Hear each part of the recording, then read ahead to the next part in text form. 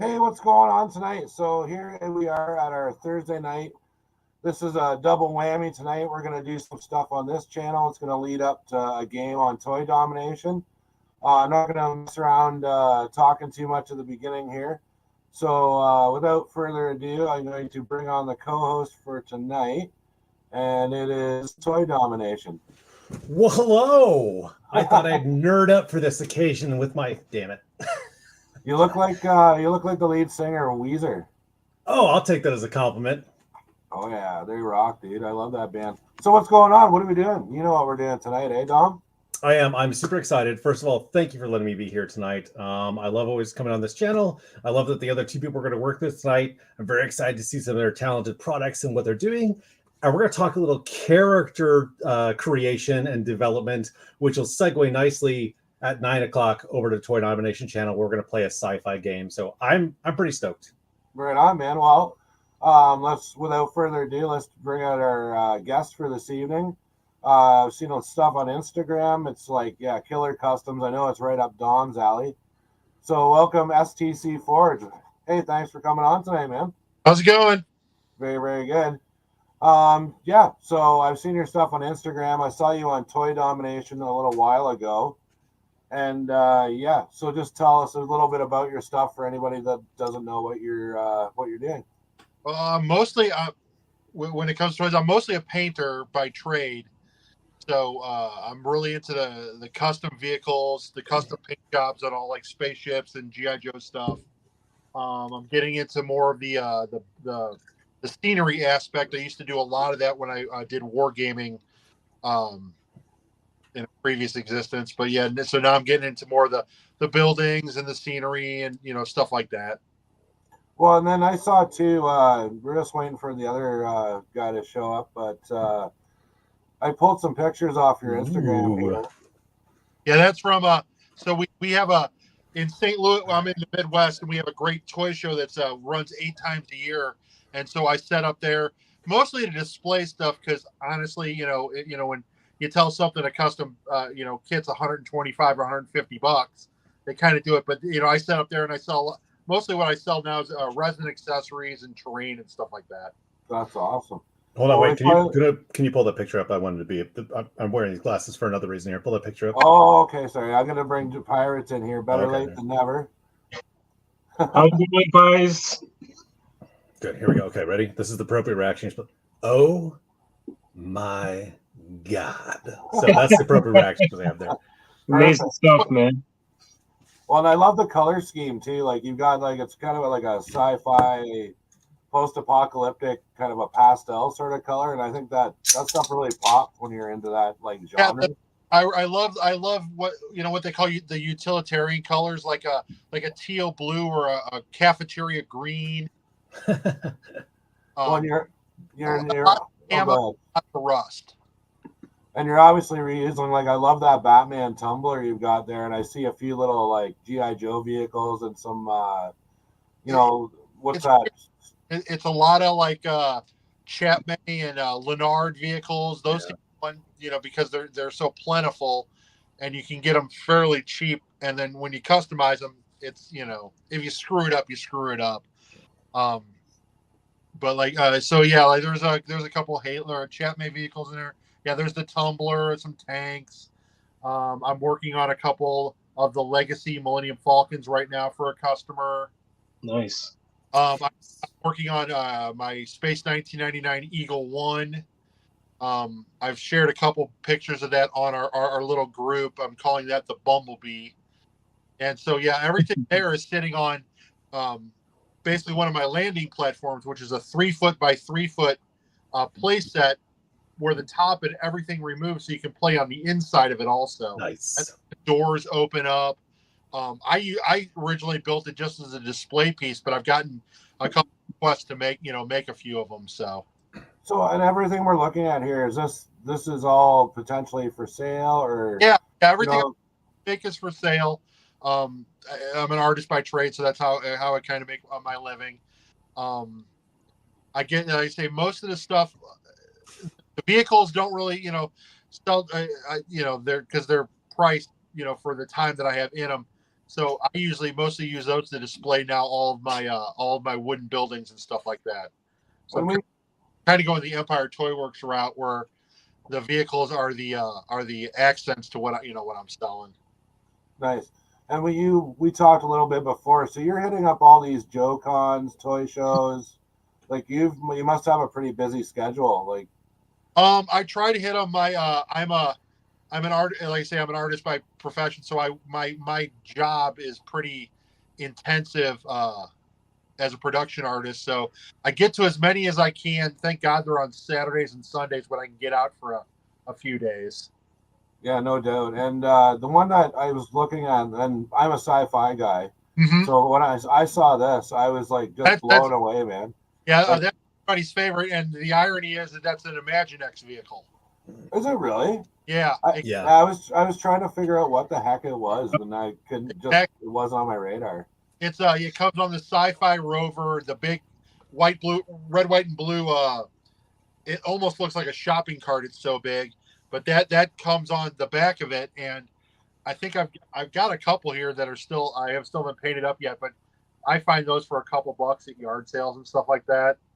It almost gives me that vibe of that ship. I don't know if you played Fallout, but there's an alien Zeta race that you always find a crashed ship. It totally gives me those vibes for sure. Yeah, I like the cockpit, so I went with like an old World War II bomber kind of. Yeah, that's cool. It's weird. The customs that get the most talked about at shows are ones that come from Imaginext, Paw Patrol, and now I've been finding these Ryan's World toys. They make these really cool saucers. Nice. Customized, and they'll fit an actual like an R2D2 in the cockpit. I've never heard that statement before. That really cool associated with the Ryan's toys. Box them at a yard sale, and I ended up painting 6 or 7 of them. And they've been because nobody knows what they're looking at when they see an X-wing or a TIE fighter, they immediately imagine what it is. But when you see something completely out of a child's toy, completely out of context, it fits. Yep. Well, and it's almost like in these things too. These are those obviously the alien. Yep.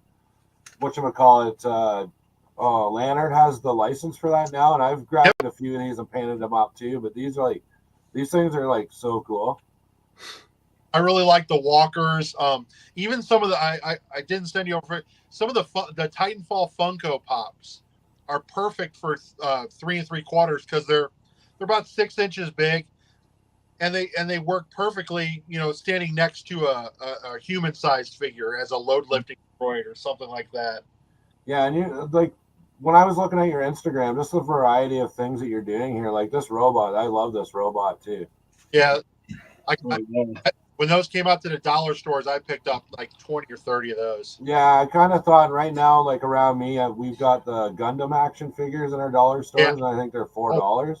So I've been like loading up on them. I'm gonna steal that idea from Dom and turn them into power armor suits. Yeah, it just seems to work for those. Put different heads on them, like whatever you gotta do. And there's so much, when I used to be heavy into the war game world, customizing our armies, head swaps, kit bashing. It was all something we had to do because 20 years ago you didn't have 3D printing and kits on demand and no metal model, and you had to make 5 different ones out of it. Well, I just recently got into the 3D printing myself, and it's like it's awesome. But I noticed you have a picture here, and is this like a casting process or something that you do? Well, yeah. So part of what I do is for a living is I'm a caster. I make D&D figures. I make miniature figures for miniature war game companies. I make terrain and everything. Yeah. When I had my casting studio, we always would make terrain. So those are just I got a generic barrel model, a box model, a couple crates, and just made molds of them. Nice. I've probably got 150, 200 molds of stuff in 3 Wow, dude. I would love to just hang out in your shop for an afternoon and just you'd hate it. Stuff. Everybody wants to be a caster until they actually have to be a caster. I don't want Well, to be a monster. no, go ahead, man. It's I guess it's fun because it's repetitive. Like when we were doing the D&D train for there's an online company called Miniature Market. We were making their line. It was me and another guy in a room just casting, I don't know, 10,000 pieces a day. Wow. Our machines can make 1,000 an hour. Wow. An hour. That's nuts. And Yeah. then I saw and this is like your final product. So you're Yeah, so I made those for a guy who was did like Dom. He wanted brain pieces for a war game in 3 3/4. So I built him a bunch of like little I don't know what it's called, little train bits. Like I stacked the barrels up. Scatter train. Yeah, scatter train. So it's been so long since I played it. Yeah. I have no idea what scatter train. We're trying to get, everybody's trying to get me back into playing 40K now. So. Oh man. And are you making these too? Like, is this just like a little wood box construction you're doing, or is this a resin piece that I cast and painted? Wow. Yeah, your weathering and the painting is excellent on this stuff. That's crazy, man. Really easy technique. It's just I'm a really big user of inks, acrylic inks. Nice. Because instead of like the guy, if you put like an overall wash on the model, it all kind of looks the same color. With the inks, you can kind of stain parts of the paint and wipe it all. It gives a more of a gradient look than anything. Absolutely. So let me ask something, man. Let me put on my glasses here. So you've got a weathering approach, and everything looks very used, right? It's got like that Star Wars used lived-in environment, but then to an extra level, right? This is definitely not like Coruscant everyone's living on. Yeah. This looks like more of like a wasteland kind of setting. And I noticed your facades that you've got there are kind of taking on the same thing. Did you craft these just based on an aesthetic you were going for, or did you always have a world in mind that you were kind of building these in the back of your mind, like subconsciously? So my world, I'm building it from the planet up. Like everybody, I see they're building space station, my big landing platform, and then I'm building a town around that. And then my space station is kind of like if you've seen the movie Elysium, it's orbiting platform that's mining basically a gigantic crystal. So that is the orbiting platform that's above. So it's a wasteland down below where everything is just falling apart, Mad Max style, and then all the rich people live up in the orbiting space station. And they're just strip mining the hell out of that planet. Just great. Okay. When I was building it, I worked on a project where we built these giant clear fiberglass crystals, 6-7 feet tall. Well, when we cut them down to size, wait, how tall? Wait, what? Feet tall. That's crazy. So mostly what I do is I build fiberglass installations for amusement parks. Okay. Okay. And I think I sent some pictures. Like I say, I sent some pictures. We were installing it in an amusement park on top of a mountain that was 7,200 feet up. Wow. Oh. So I kept all the offshoots of the crystals. So I've been working on the platform, and I'm mounting them in the base so I can add attachments and lights and everything. So there will actually be a giant crystal in the bottom of the base. Oh wow, very cool. What? It's So on this. So my plan is to have summertime where I can build outside in my wood shop out in not in my basement, because this thing is huge. But my plan is that it breaks down so I can actually take it to the toy shows and display stuff on it. Nice. Because they give us plenty of room to set up whatever we want. Most of the time I fill 2 10-foot tables with customs and terrain. And then I want this to show all like my big Falcon, my Eagle One, my Y wings that I'm working on that take up a lot of real estate. So, do you find are you finding a good customer base in your area for selling customs? Because I know Absolutely. I'm in a small town, and I've taken customs to a toy show, and I don't know, people are interested, but I can't move them around here. Yeah, I mean, I don't sell a lot. Like I say, at the toy show, I mostly sell like the the $30 facades, the $10 for a couple pieces of terrain, and then they'll come back to me, hey, I've got this vehicle I want to paint. How much would you do to paint it? Which I would rather just provide me the vehicle than me sell them a vehicle that I paid for, because nobody's going to pay, like, say, $150 for a painted tank. But if, they shoot me a vehicle and it's like $75-$80 to paint it up exactly the way they want, that seems, way more for them. Oh, yeah. I get all the pleasure of it from painting. The money, is almost irrelevant. Nice. It's the one thing that, I will do for not a lot of money. And like, yeah, so most of the time, and I get weird requests too. Like, I had a woman come up to me last time, and I'm building her bookshelves in 3 3/4 for fantasy, like Harry Potter type figures. Cool. And she's like, because she saw them, she bought a couple facades. She's like, can you make me 2 bookshelves? I'm like, absolutely. A couple popsicle sticks and a couple pieces of scrap wood. I'm lucky. I got all the scrap wood I can deal with. Everything I make, like even those blue canister sets, my boss threw out all that PVC pipe and I just chopped it up. Wow. Yeah, and you were saying you just got into backgrounds, but yeah, that's not bad for just getting into doing backgrounds. That looks great. Yeah, I've been a painter for 47, so I've been painting professionally for almost 27 years. I've been painting since I was 12. Holy. And I love the look of it too, because it's got that dystopian look, but it almost reminds me of like I don't want to say a cartoon, more like a comic book. Oh yeah. Like you could like take sections or set up little scenes and do a little snapshot, and I would almost swear I was looking at like a comic book or something.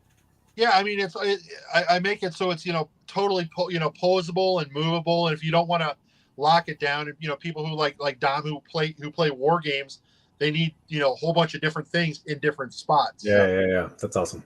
And like I say, I've just gotten started into the building the buildings, and those are going pretty good. I'm every time I look at it, I think I'm doing it wrong or I've got the wrong scale. I'm always, when Empire puts out some, I'm trying to look and see how big, how tall it is, because it seems like he's got, and it maybe it's my ADHD that doesn't let me just accept that what I'm making is correct.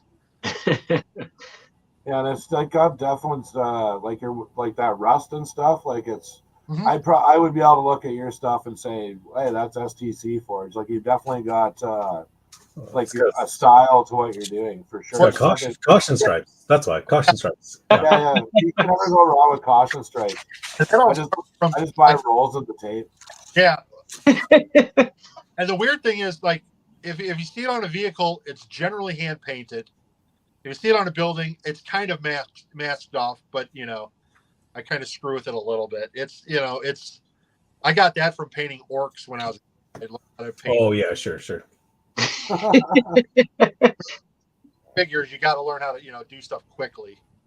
Right on. Well, you've definitely got your hands on a lot of stuff. Do you have any like long-term goals, or like, I know you're not building stations, but you did mention you wanted to bring that portable one, which was a great idea for showcasing what you got, selling it off. Almost done. It's so right now it stands. It's a little over 7 feet tall, and it's got the biggest landing platform is 5 feet wide. 5 feet. Yes. Wow. I bought a 5 foot circular tabletop, and that's what the main platform. And then all the buildings are going to be in the middle of it. There's the pipe that goes down into the base of the crystal. And just fit right into your Mini Cooper to haul all the way to the convention. Then no problem. Oh no! We put the big truck. You gotta like rent a U-Haul for that. You gotta get a back brace just to be able to carry that thing there. So yeah, physically injure yourself setting up your displays. Now it breaks down into 4 pieces right now. So it breaks down into enough pieces to just stack it up real quick. This needs 4 cars. Yeah. The shows, like the other 2 customizers that I show with, I'm always there first. All my stuff's perfectly laid out, and these guys are ramshackling it in. And they've got our one guy friend. He does nothing but Marvel Legends type figures, and I can't really say that they're toys anymore. It's just giant sculptures that are amazing. And his stuff makes my stuff look small. It's- Yeah, of course. Yeah, that scale. I can make us building sets I can, and he'll bring like a giant RC car that's got 1,000 Spawn figures glued on top of it. It's amazing what it does. Oh yeah, what the 112 stuff takes up a ton of space. I can, I do the Marvel Legends world building, and it's like, it's just insane. Like you eat up space so fast, it's like ridiculous. Yeah, he's got a customer who is really into the Incredible Hulk. But after you've bought every single thing that's Incredible Hulk wise you can possibly buy, then you come to guys like us. So he gave me I think it's not Mezco. I don't know. It's a 26-inch tall Hulk figure. Wow. It costs like $1,000. Well, I made a mold of it. Oh So, wow! Giant Hulks that he can turn into a Batman Hulk, Spider-Man Hulk, Green Lantern Hulk. You can think of Goro Hulk. He said, "You guys build whatever you want as long as it's Hulk based. So the head is Hulk, but we build whatever we want on that Hulk body." Huh. Nice. So when you're, so just to kind of get towards the end of our first part here. So are you, is everything you're doing, is it completely planned out, or are you throwing an old truck on the desk and you're like, I'm just going to do something? Yeah, that's pretty much. Most of the things you'll see will be the second or third paint job on it. Rarely do I get stuff done, stuff right the first time. Mostly it's when I'm trying new color schemes. If it's a army green tank, I got that down. If it's teal blue, I got that down. But like right now, I'm focusing on working on yellows to really get it where I can. It's almost I can paint a vehicle in my sleep. So I've got just a pic of your store here. So is this updated like just as you get stuff to sell, or where can people find you and reach out and buy stuff, or that kind of? Oh, they can hit me up on my store link. It's updated every once in a while. Once I get more buildings to completion that make it out of a toy show, they'll get added onto that. All my new facades are going in on the website this week. Otherwise, most people just hit me up on Instagram. Is that a Battlestar Galactica ship? Is that what that was? It's actually the old AMT model from the 70s. Yeah. Wow. Is it the Cylon Raider? Is that what that is? Like it's not actually. I mean, it's not true 3 3/4, but it looks really cool on the back of Millennium Falcon as an escape pod. You could easily fake that though, as long as you actually try to shove a pilot in there. You can easily visualize dude, it's in there. Yeah, that's easy. Yeah, that's cool. Oh, that's the guy where he's laying down on the big. You can fit a one-man person in it. Yeah. Cool. And you can never, and yeah, you're right. You can never go wrong with those safety stripes. They just make everything just pop. They do. He wants everyone to be very cautious, just slow down. Like he's just very, very, very worried about people's safety there. It's good. I like it. I appreciate it. Climbing into that spaceship with the sloped wings like that, you would have to be careful. Were wet or something like that. I'm just trying to get the orientation of vehicle done before everybody else does. Right on. So we're gonna lead into the next part here. We're gonna start introducing our characters and getting kind of prepped up for the next round here. So Dom is going to do most of the talking, and I'm. Am I? No. You're the professional. But if you want, you can start with whoever pirates. I've got pictures of pirates and my avatar thing up here, but yeah, man, let's hear pirates. We haven't heard him very much in the show, so yeah, you're quiet. I've never actually met you on screen, man. I've seen you on screen. I've messaged you before, so good to actually meet you virtually. So I've also heard that you're a pirate, but you're from Canada, so you're like an extremely polite pirate. So I'm a friendly pirate, yes. Yeah. So how does that work out? Do you just like leave a penny, take a penny kind of thing all the time kind of pirate? Is that like what is a polite pirate? A polite pirate only gets mad when you really, really, really cross me. But other than that, I'm always polite. I'm always trying to be nice to people. Always try to bring people up until you cross me. Then the crossbones come out and you're done for. That's how we do when we're friendly pirates. Is it like a Robin Hood kind of scenario where you're only like you're pirating the other pirates kind of thing? Now you're getting it. Yeah, okay, got it. All right, got it. Okay, cool. Yeah, so let's talk characters. So everyone, world building, it's awesome to have facades and vehicles, but eventually you're going to have some people walking around or piloting those things too. And unless you just go, actually, I met someone in the past who's like, I just like the vehicles. I'm like, you're a freak, get away from me. Joe's right to the side. So, but usually you want some sort of avatar or personality or something that has gravitated towards a character you have in mind here. And I see that you've got your avatar already posted up here too. So when people usually build a character, usually it starts out as like a scratch thought, right? Usually they'll watch a movie and be like, I just want Wolverine, immediately go, right? Right. So your character here that you picked, tell me on the surface level who this person is, and then what their occupation is, and then I'm gonna pick at this a little bit for character dev here. So what do you got for surface level stuff? Sure. So basically, he's a cocky kind of person, but he always gets the job done. He sticks up for the little guy. He likes to be in the spotlight, but at the same time, he thrives on a crisis.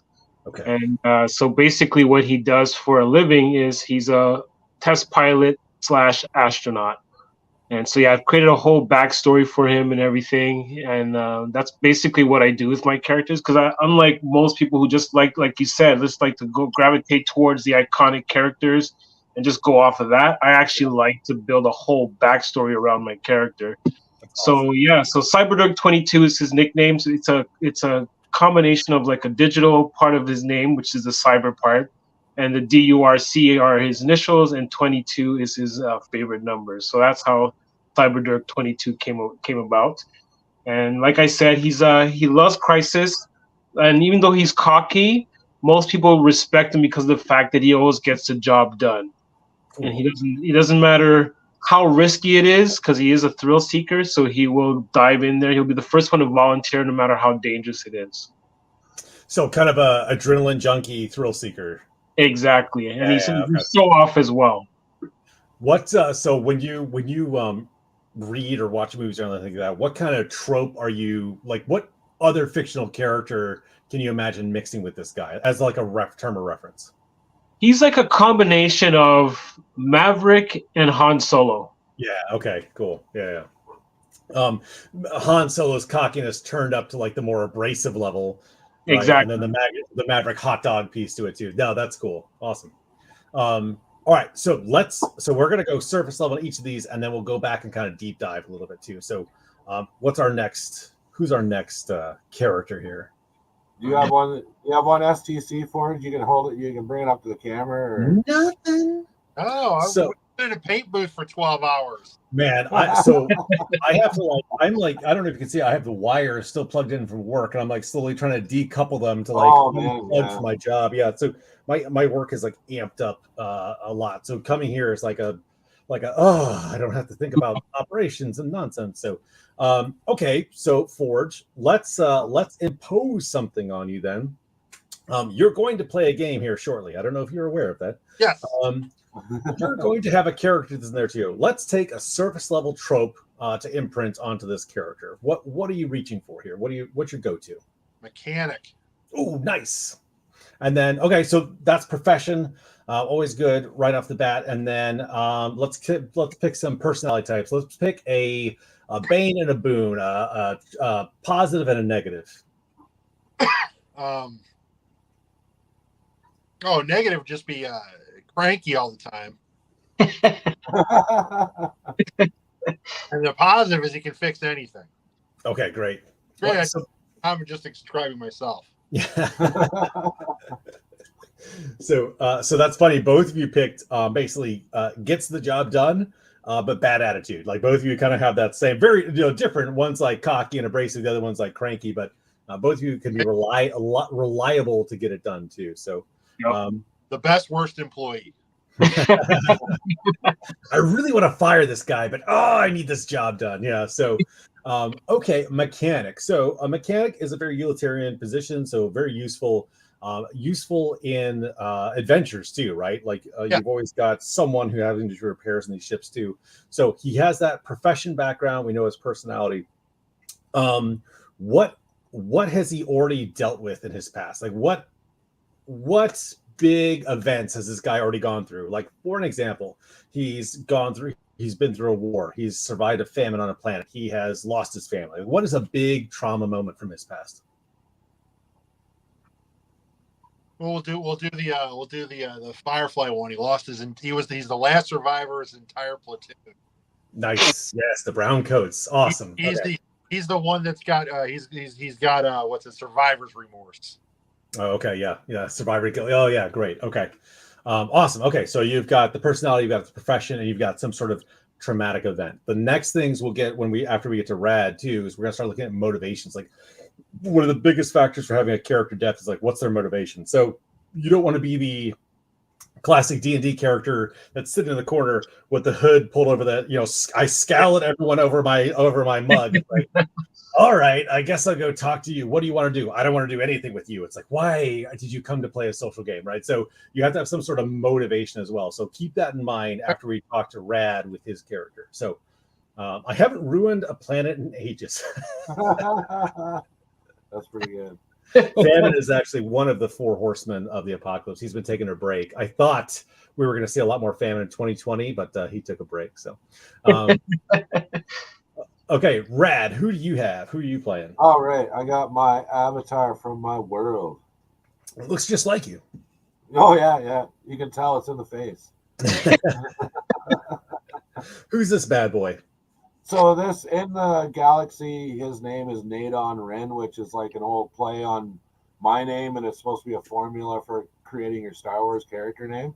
So anyway, this is Nadon Ren. He's a Mandalorian that possesses the powers of the Force. He bailed out of Jedi school at a young age, but decided to take up a lightsaber anyway because it's totally awesome. And it's pretty much just him and his big clunky robot companion and his longtime dog, and that's the crew. So I love the dog companion. Someone mentioned Fallout earlier, and that instantly always makes me think of Fallout, like the what's it called, the survivor with the dog.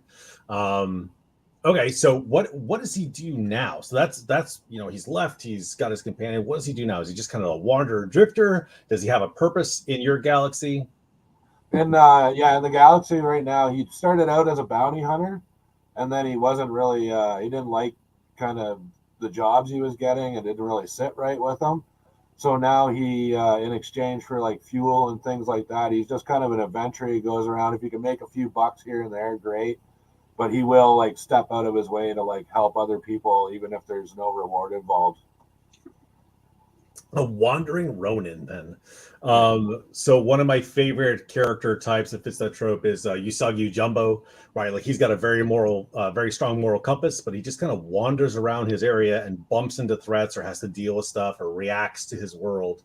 But because of his moral compass and where he is, like it's always interesting to see him run up against these things too. But and that moral compass, and for my character, can sometimes be a hindrance because he will try and give somebody the benefit of the doubt, but has had to get out of situations because someone's taken advantage of that or used that, to trick them or something.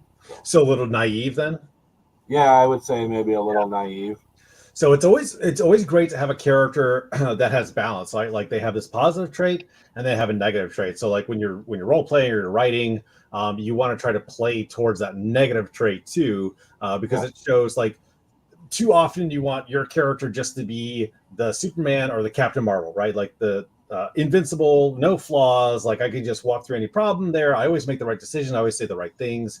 And we kind of project a lot of our own insecurities onto that character to be like, no, I'm awesome because I'm always bullied at my work, right? So like people pick on me. So like I'm awesome here. So but a fun way to play, you don't have to, a fun way to play is to identify like I have a good trait, like I'm really athletic or I'm really kind, but then it's a negative trait, but I'm selfish, I'm a little bit greedy. And if you have these traits balanced in play, it creates conflict too, which is what stories are, is conflict. You want your characters to constantly have inner conflict and external conflict. which is where it will tie us nicely back to pirates with motivation. So you talked about your character here. The biggest thing to like spear your character through any situation or a story or a game, even to help you understand putting them in your world. Like, so you've got these huge setups, like what is this person doing in the world? Or if I move my character throughout my world, what's their motivation? So what is your character's driving goal or motivation? To be in the spotlight. So basically to get the recognition. Like, if he does anything, like any event or any task, he always wants to be in the spotlight. So that's kind of why he shows off, because he always wants to get attention. And the way that he does that is by trying to be the best that he can. And sometimes he rushes into scenarios. So he mainly does things to be in the limelight. That's awesome. And then, so is there, so you've set up a world as well, right? So sorry, go ahead. Go. No, I was just going to say, so basically he's from an alternate Earth in the future. And so his mission was to go and investigate a spatial anomaly. That anomaly ended up being a wormhole that brought him into the galaxy that I'm creating now, which is an alternate Star Wars galaxy. So he got sucked in there. His ship, which has an AI, he actually converted that into a droid. So he has a droid now, and its name is Hal. And so now he's been in the Star Wars galaxy for about 4 years, and so he's like a privateer. So he likes to go on adventures and things like that, get into trouble, and oftentimes he gets into way too much trouble because of his cockiness, and he's so quick to shoot off his mouth, and it gets him into trouble sometimes. Oh, Booster Gold. That's a great reference. So fish out of water too scenario, right? So I'm in a foreigner in a foreign land kind of thing too. So so that there's obviously like always that classic struggle of like, you've seen pick your movie, right? Where the fish out of water scenario, like what's a TV? The soul's in a box kind of thing, right? But obviously not to play to that degree. Right. Also, there's a character, Phantom X, in Uncanny X-Men, where his ship AI is like this organic attack. He can like detach himself and put it into his ship as well and pilot. It's really awesome. I don't know why that took me there, but yeah. So that though, yeah. That's basically what it's a similar scenario. Like initially it was just an AI, but then once he got into the Star Wars galaxy, he got converted into the droid, and he can kind of go back and forth. That's awesome. So that also puts your ship AI at risk. If you port it out and like, hey, I'm going to download into this bot, and meanwhile we're in the base of a mine somewhere and you get smashed, like, oh crap, that was my AI. So that's like a vulnerability for that. And vulnerability is always good for a character too, right? Because you want to be able to put them in where there's actually like a risk of, which in the next game, surprise, your characters will be at risk. Okay, so that's motivation. So Forge, let's talk about your mechanic, this lone survivor from the past. What is his big motivation? We'll do the quantum leap one. He's trying to adventure, trying to get back to his home world. So is he just trying to like fix his way through any situation to like, Imagine hitchhiking across the country when you have no money. All you can do is fix stuff. You're pretty good at fixing stuff, and you just take job to job trying to ping pong your way back to your original. Yeah. Until you fix for the crew that goes, hey, so we don't have an active mechanic, but guess what? You're our permanent new mechanic. Like, sometimes it works, sometimes it doesn't. Yeah, that's great. Sometimes you end up farther away than you started. So his goal is just to get home. Like, I just need to find my way back home. So, all right, interesting. So what if say he's in a story where he actually finds the crew that is like, let's pick Guardians of the Galaxy type situation. Like, oh, they are my new home, right? Like, would that be likely for him, or does he have something he has to get back to? He would stay loyal to the crew, but back in the mind, he's always looking like, as long as it's furthering him, he believes he's furthering getting himself, back to his home world. It would work out. That'd be awesome. If I were writing this book for that character, I would finally let him bump into the crew and like finish this mission. We'll get you home. At the end of the book, I'd have him get home, and it would all be burned up. Yeah. And then the sequel would be like, "What happened?" Like, go to find it out, right? So, because I'm evil. It's like when they saw the Grand Canyon in National Lampoon. It's like, okay, let's go. Yeah. All right. So, Rad, what is your character's motivation here? Okay, so my character, he's an adventurer and stuff, but his main motivation, he comes from a Star Wars universe, and I don't know if anybody out there has seen Rebels. So Ezra Bridger goes in, saves Ahsoka, and so the world between worlds is like destroyed. It's like it's just blown up. So it's resulted in all the lores and all the timelines coming into one universe.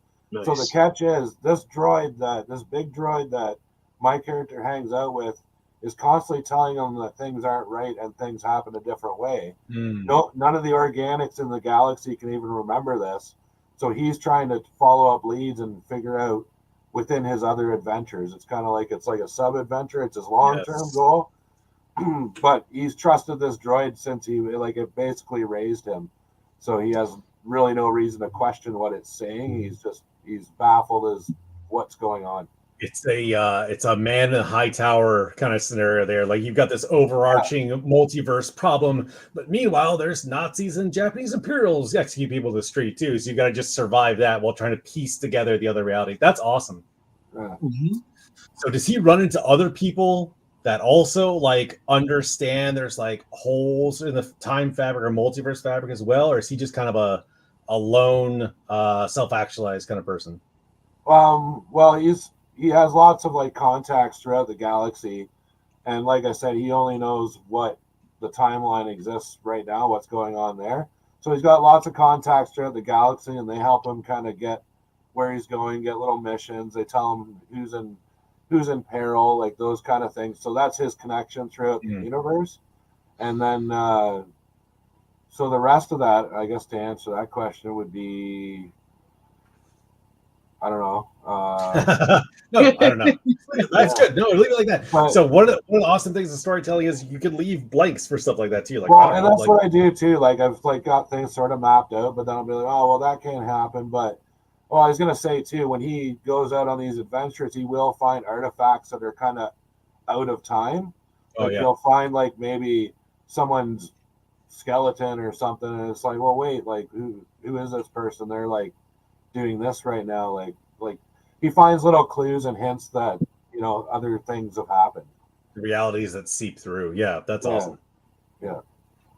Yeah. So pros and cons of personality are always fun because it puts your character in conflict with the people.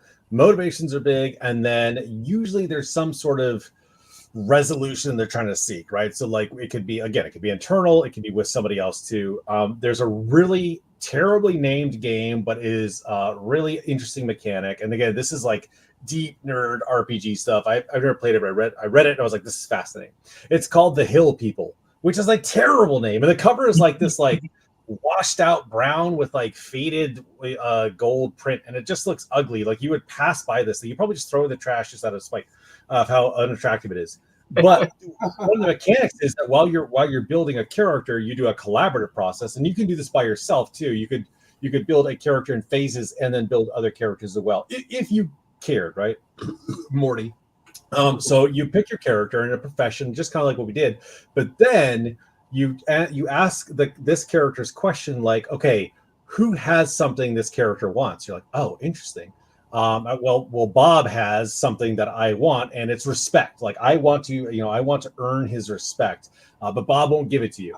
And then you keep going kind of around the table out. So each person wants something from the other person, like love, respect, whatever it is. And then you ask another question like that too. It's like, okay, well, who has slighted you? And then you go with that too. So you go around the table as well. Like, okay, well, you reverse the order. It's like, well, I want something for you, and you pissed me off. And then all of a sudden, if you have like 4 players there, you have this very complicated, like Breaking Bad kind of scenario where I am chasing this person to get something, and I am like pushing this person away simultaneously. So I was like, that is genius. So on a very smaller level, as you're building out your worlds and you're putting characters in there, you can just imagine like, okay, what is my magnet pulling towards the character? And then where am I like pushing somebody away to? So like Pirate's abrasive character, right? Maybe there's someone who's like chasing after that person, but he's like, oh, like I'm, they love the cockiness. It's like, yeah, well, whatever, you're garbage. But he looking at the person on the next pedestal, like, oh, I want to be the mayor. Like, oh, I want to be like that guy. You know what I mean? So he's chasing this person. So it's always interesting to think about like what they are trying to resolve between other people too. So the hill people have eyes. I just saw that one. I was like, yeah. Terrible, like ugly. If you Google it, just like, what is this, man? They made a better version later on. There's a really cool British YouTuber who was talking about it, and like it was just it was really great how he pitched it. And then I started reading about it. I was like, this is fascinating, like character development. So I love Famine Studios comment here.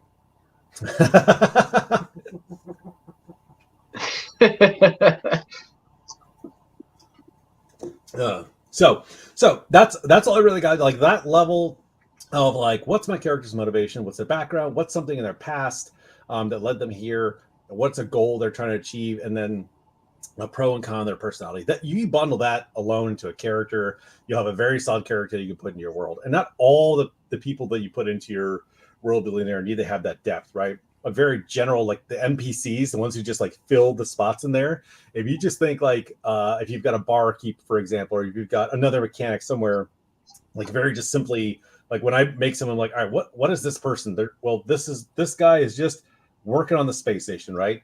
And so for my boys, like we don't really care about these people, but that sounded terrible, right? Like we don't care about those people. Those people. But for our bartender or for the guy who works the cargo bay, they're NPCs, but we've developed this weird like motivation for them. Like the cargo guy wants to get fired and get out of there. So every time we're like running through the cargo bay, he's always like purposely like doing something wrong. And like it just became like this running gag. Like he's like moving crates into the hallway or something like that. And the barkeep wants to find love. I don't know how that happened. Like Tristan was just like, oh yeah, Dad, he loved this girl. I'm like, this is so bizarre. So like that is forever imprinted that I'll see the Star Wars character like that's the guy whose heart was broken. He wants to find love. But like he's just the bartender. But like that one little thing in there added to like a depth to like a little NPC in our world. So you can even do that surface level too. So but that's it, man. I just want to talk a little about character. We talked a lot about world building, but character building I would think is equally as fun as like actually building a world because you flood it with personality. So Absolutely. And yeah, that's the nice thing about world building. You can put whatever story you want into it. But we are going to peel out of here a little bit early so we can get ready for Dom's show I'm at not 9 ready. o'clock. So everyone head over to Toy Domination in like, 10, 15 minutes here. Yeah, But I want to thank everybody. I want to thank Dom for coming on, Pirates, STC Forge, everybody in the comments. Like, you guys rock. Thanks for all the support and coming out. But for now, just take it easy, and we will see you in about 10, 15 minutes. Thanks, man. Thanks for